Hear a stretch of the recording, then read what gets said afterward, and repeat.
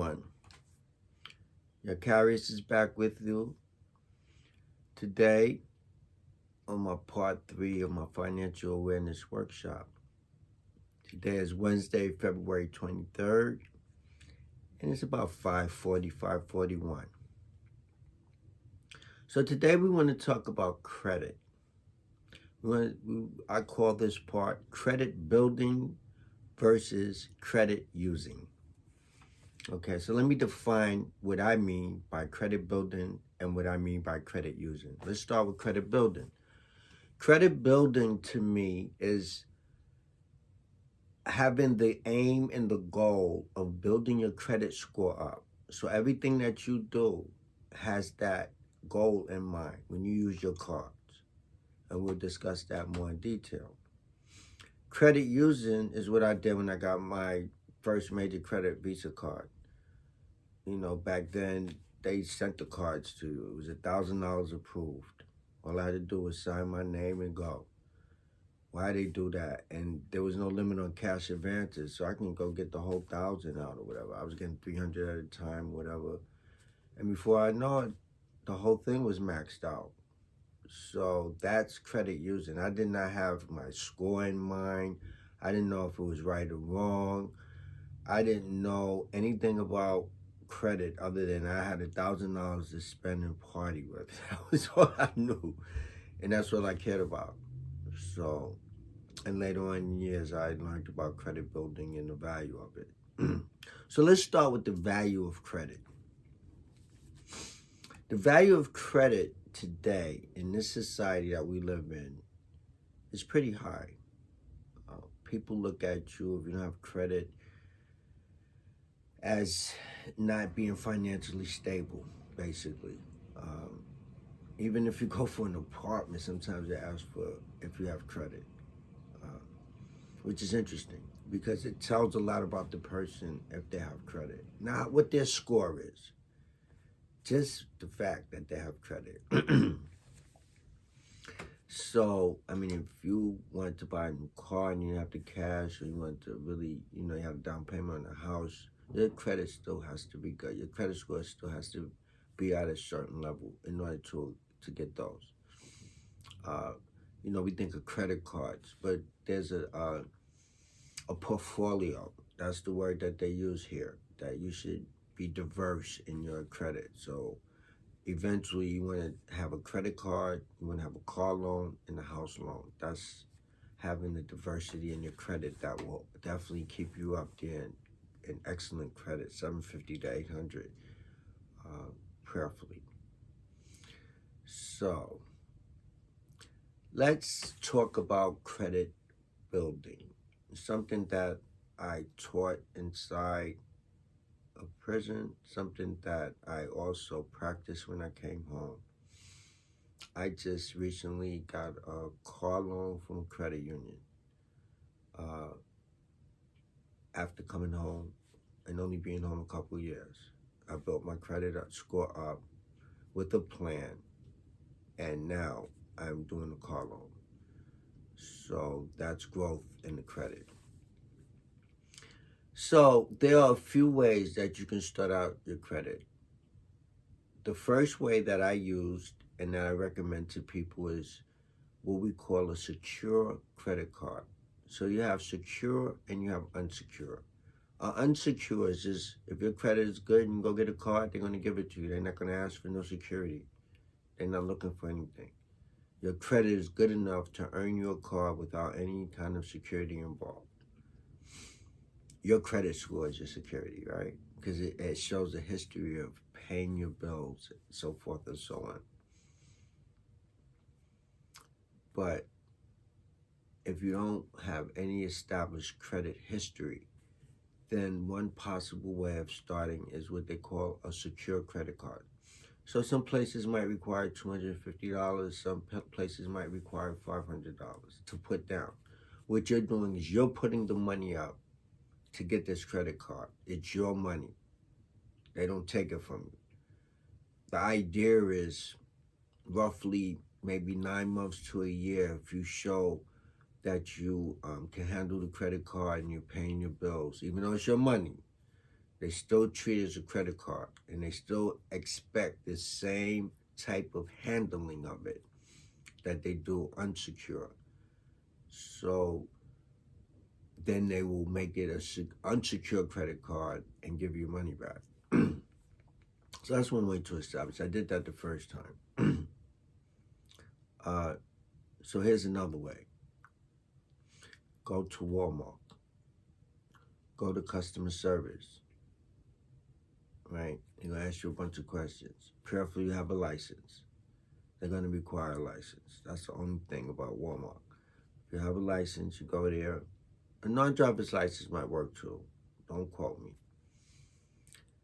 And they're going to ask you a bunch of questions, and you just answer them, right? And they're going to approve you or disapprove you right there. Most likely, they're going to approve you. And it's going to be more. The last time I applied, I ended up with them. So Walmart have two types of cards. They have a regular Walmart card, and then they have a Walmart card that's a MasterCard. So you can use it anywhere. It doesn't just have to be Walmart. And that would be great. But either one would be good to start establishing your credit. So what we have to understand is that once you get a credit card, there are a lot of people out there that know this. And they watch. They're watching how you handle your credit. Because there's people in banking and in lending and in finance that are looking for potential people to lend money to. So this is one way that they do it. They monitor, and don't ask me how they do it, but trust me, they know, especially Experian, TransUnion, and Equifax. But there are other financial institutions that somehow get to look at this. And so that's the first thing you need to be aware of, that they watch you closely. And based on how you act, will be based on. If in 3 to 6 months, if you're doing right by the credit card, you might start getting offers. But you have to be careful, all right? Because they have subprime lenders. We're going to get into that. That's going to probably have to be the next part of this, the fourth part of this. We're going to talk about what a subprime lender is. But anytime you hear that word, know there's a high interest rate. I'm going to have to look into APR too, because that I don't understand. I'm going to study it just for this workshop. We're going to include that in there. What is an APR? Because it has to do with the interest that you pay. So just let me just state that, if your credit is bad and you deal with these subprime lenders, you can pay up to 24% interest. If your credit is good and you can get a bank loan from a bank, you can pay, I'm paying 8%, right? And that's pretty, because you can pay as low as 4% if you're up there in 753%, opposed to 24%, even 8% opposed to 24%. So, but it all depends on how your credit score is.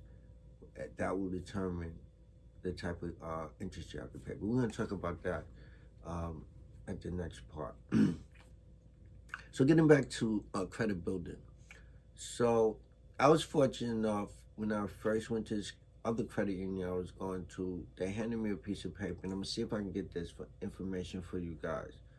I know I've been doing a lot of talking. I want to learn how to put words up. And that's going to be my goal, so I can do this for you guys, because I owe you some ways to get in touch with me and some other information I said I was going to give you. So I'm going to make a concentrated effort in the next couple of days to do that. So one of the things they suggest is that you don't go more than 50% of whatever your credit limit is. So for example, if you have a $500 credit limit, they suggest that you don't go over $250 at a time. You don't want to be in the $300 to $400 range of that $500 limit. You want to keep it 50% less, $250 or less. Why? Why? If it's a $500 limit, why? Okay. All right. So there are some people that may have, say, 3 different cards, right? Say they all have $1,000 limit on it, and say they're all maxed out, right? They're all maxed out. So that's person A. Person B has the same cards, the same credit limit, 1,000 each, but he only owes $300 to $400 on each card. He's not even at 50%, right? If you're observing these two people, who would you lend your money to quickest? It would be the one that's $300, $400, right? Not the person that's maxed out. So that's how they look at it. They're looking at it as, okay, this person's maxed out. He's having financial problems. He's mismanaging the cards. That's how they look at it. And that's why they suggest that you keep it under, because that's more attractive to a person to give more credit. Give, like, you might want to get, the next time you might want to get, instead of $1,000, maybe $5,000 or $10,000. And you can head in that direction if you follow that particular rule. Another thing I used to do, credit building, I used to look for opportunities to use my card. And I would hold the money and pay the whole bill, right? So, for example, I'm with my man, with my girl or whatever, and they pull out $20 to buy something. I'm like, let me get that. I use my card and I hold the $20. So now I may have about 3 or 4 purchases. I'm always going to get some gas. I'll put that with it. Say I owe $100. Say I charged $100 in this month. I saved the money. When it's time for me to pay the bill, my minimum payment might be $29 for the month. But I pay the whole thing. They watch that. They love that. It's the same thing. It's the same thing. Say somebody came to you, 2 people came to you and want to borrow money from you. They both said, listen, I need to borrow $100 at the same time. Both your friends. You'd be like, okay. Your terms is, give me $25 a week for a month, and that will cover the $100. They both agree. The following week, they both come back. Person A give you the whole $100, right? Person B gives you the 25. Now, person B did nothing wrong. He's following the contract that he agreed to. He's paying the minimum payment, and his credit score is going to go up a little bit. But person A, he came back and paid the whole thing. So when they both come back the next time to borrow some money, who's going to be the first one you want to lend money to, right? Okay? So, I'm getting a call here, and it's not that important. So, that's the same concept with credit, you know? You pay that whole bill, and I did that on purpose because I know that's one of the things that's going to help me. So that's another thing that you can do in credit building. So what did we cover? We covered paying the whole bill. We talked about keeping it under 50%, right? Okay. Now, but you also have to, if you credit building, what we talking about credit building is getting your score up. So you have to understand some of the things that hurt your score. Every time you go for a credit card, unfortunately, they do what they call a hard inquiry. And that means they're going to do a credit check. They're going to look at your credit and it hurt your score. Even if you approve, I don't understand why it's going to drop 25 points. But if you start paying, it's going to go right back up real quick. But it dropped 25 points. Not a bad thing, especially if you get approved. Everybody has to go through it. This is what hurt me one time. I did it online with somebody. They claimed there was going to be no hard inquiry, right? The next thing I know, I have 4 hard inquiries from 3 new other institutions that I wasn't even in contact with. Somehow they linked up with them, and they all did inquiries. I lost 100 points on my credit score. I was at 730, I went to 630. That was like last year. Unbelievable. A lesson hard learned that I'm sharing with you. Stay away from online. Deal with the banks directly, or make sure you're dealing with official people. Most of my credit, let me see, I went first source, I went directly. Walmart directly. BJ's directly. So, be careful online. That hurt your score. Unfortunately, when you close a credit card, it hurts your score a little bit too. I don't understand why. If you decide you get a card and you don't like it, you want to close it, that hurts a little bit. But you can bounce back from that very easily. What you can't bounce back from is being at your max and being late for payments. that's going to hurt you because they're watching closely. You cannot be late for payments if you're credit building. Now, unfortunately, we have financial difficulties sometimes, including me. Even though I know this information, I had spotty times because I had no choice, and I understand that. But there were times where I had a choice, and I did the right thing, and it works. It works. I'm gonna keep you guys. I'm at 15 minutes right now, so I'm gonna leave it like that. I'm gonna keep it short, and I will just return next week and continue with some APR stuff and some more information that I mentioned. So with that, guys, thanks for tuning in. Appreciate you. Please help us like, share, comment, even subscribe. I'm gonna try to bring you the best information I can. I like to think this information is relevant, and I like to think that I'm keeping it as real to you. I'm trying to keep it simple so that everybody understands it. That's what I want to do, is keep it as simple as possible.